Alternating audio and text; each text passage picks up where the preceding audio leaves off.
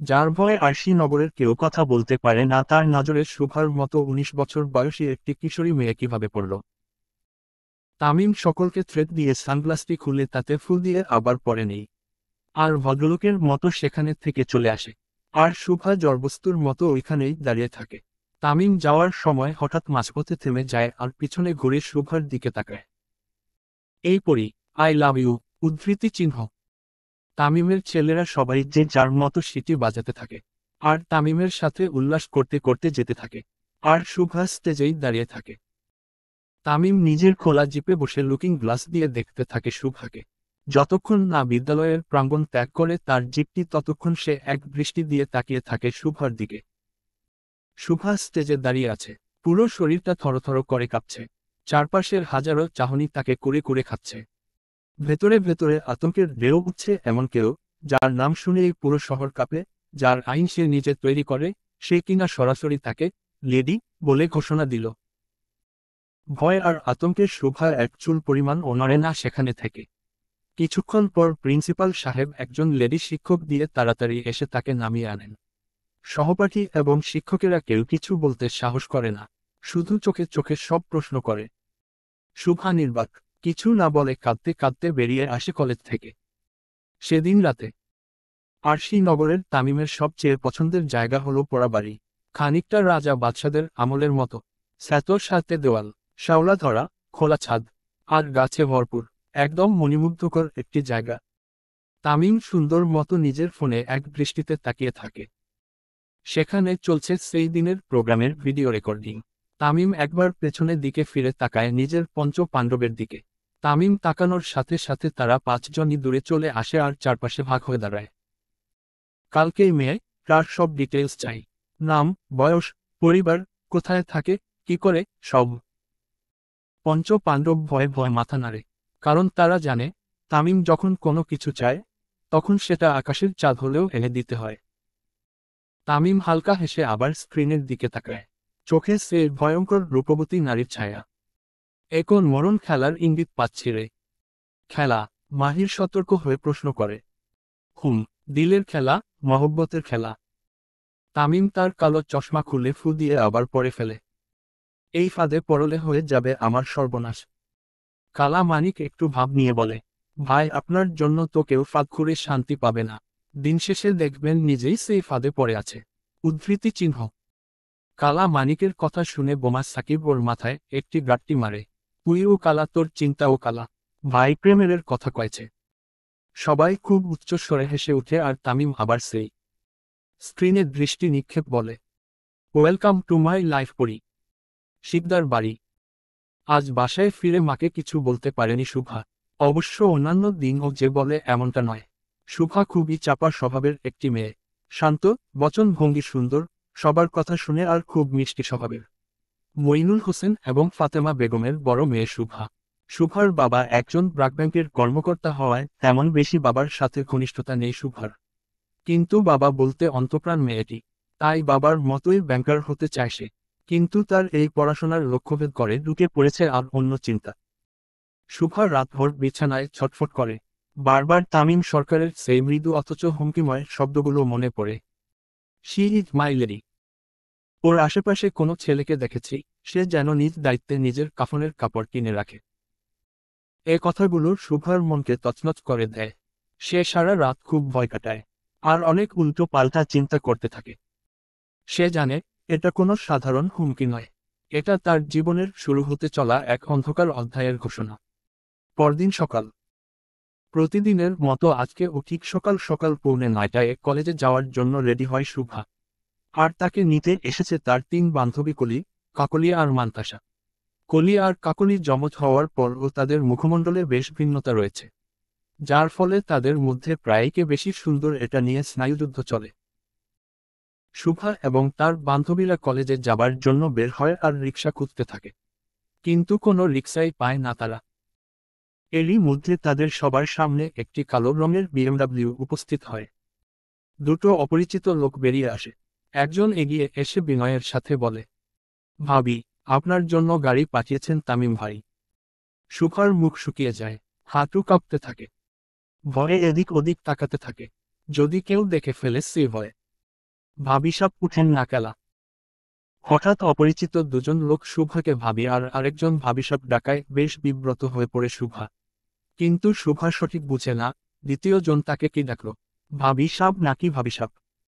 শুভা খুবই বিনয়ের সাথে বলে, দেখুন আমি যেতে পারবো না, আপনারা প্লিজ চলে যান।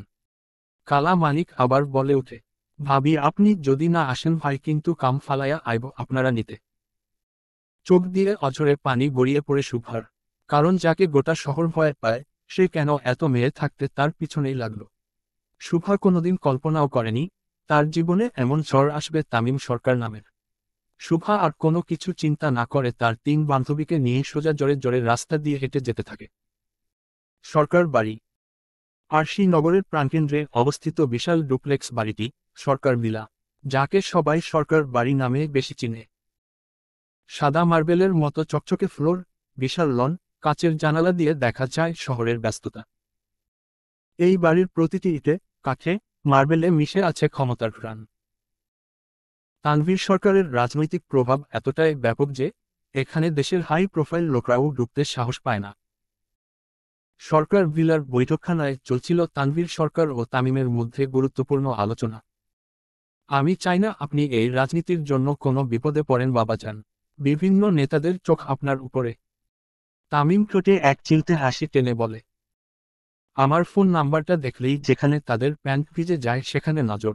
আব্বাজান আমি এমপি তামিম সরকার, পরে আগে আপনার ছেলে অর্থাৎ প্রধানমন্ত্রী তানভীর সরকারের ছেলে। আমার পিছনে লাগা সোজা না। তানভীর সরকার হালকা হেসে বলেন, আপনি শুধু আমার ছেলে না, আমার অমূল্য সম্পদ। তামিম আর তানভীর সরকারের কথার মাঝেই ছোট করে তামিমের ফোনে একটি টেক্সট আসে, যেটা দেখার পর পরই তামিমের মুখের নকশা বদলে যায়। আর সে উঠে বেরিয়ে আসতে থাকে সরকার ভিলা থেকে। তামিম খুব রেগে সরকার ভিলা থেকে বের হতে থাকে। অবশ্য এই রাগের কারণ তার শখের নারী বউ মা সাকিব আর কালা মানিকি বাড়িতে এসে তামিমকে টেক্সট পাঠায় শুভার গাড়িতে করে কলেজে না যাওয়ার জন্য।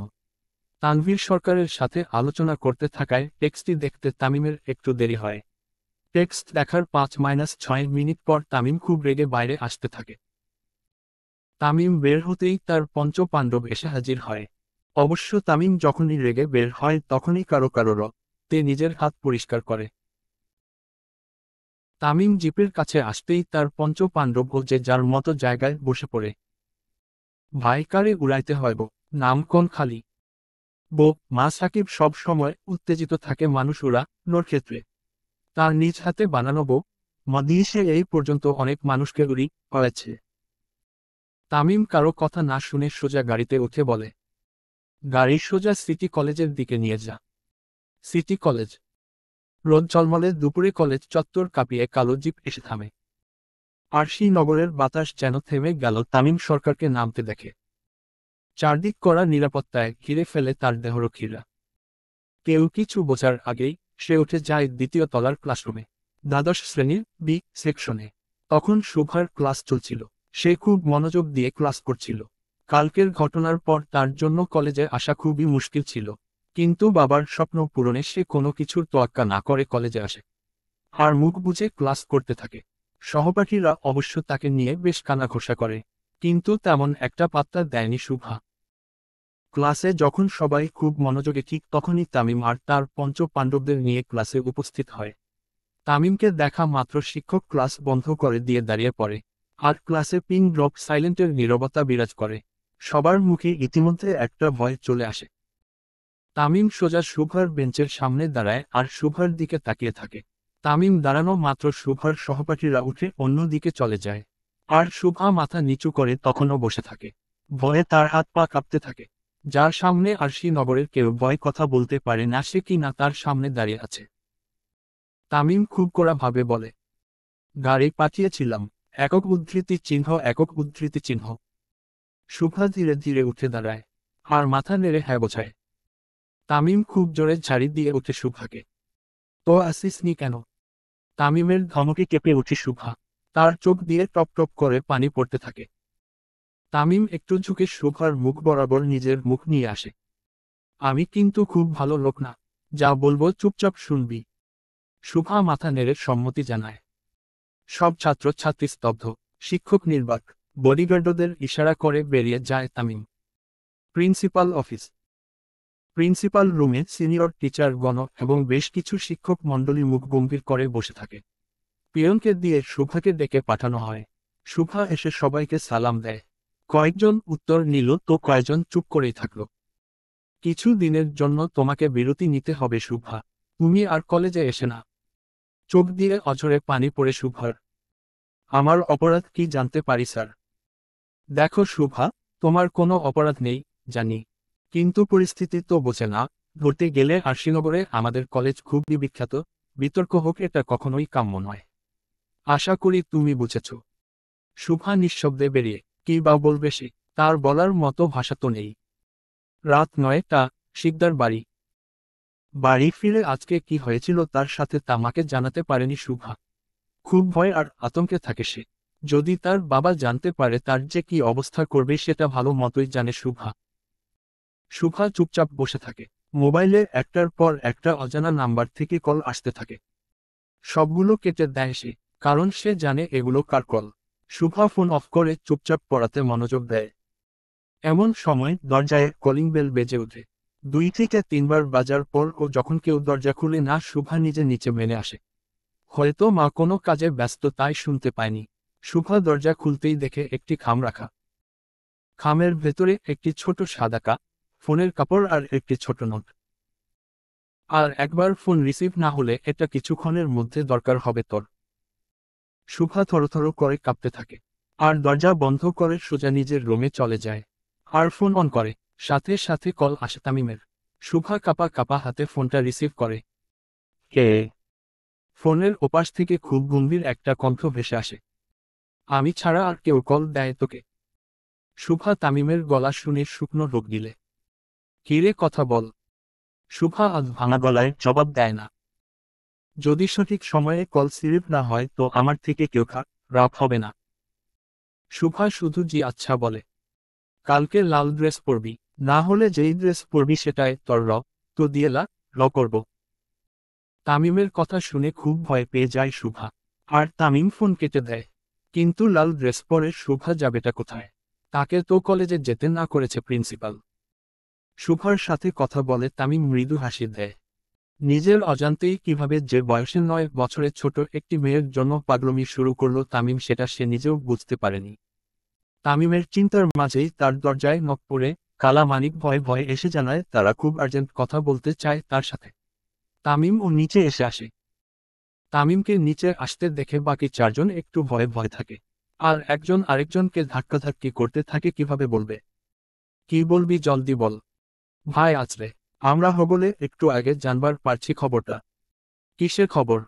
ভাই, মেয়েদের মতো হেয়ালি না করে বল। ভাই, ভাবি সাপুরে কলেজ থাইকা বের করে দিচ্ছে ওই প্রিন্সিপাল। উদ্ধৃতি চিহ্ন। শুভাকে বের করে দেওয়ার কথা শোনা মাত্র তামিমের চোয়াল শক্ত হয়ে আসে।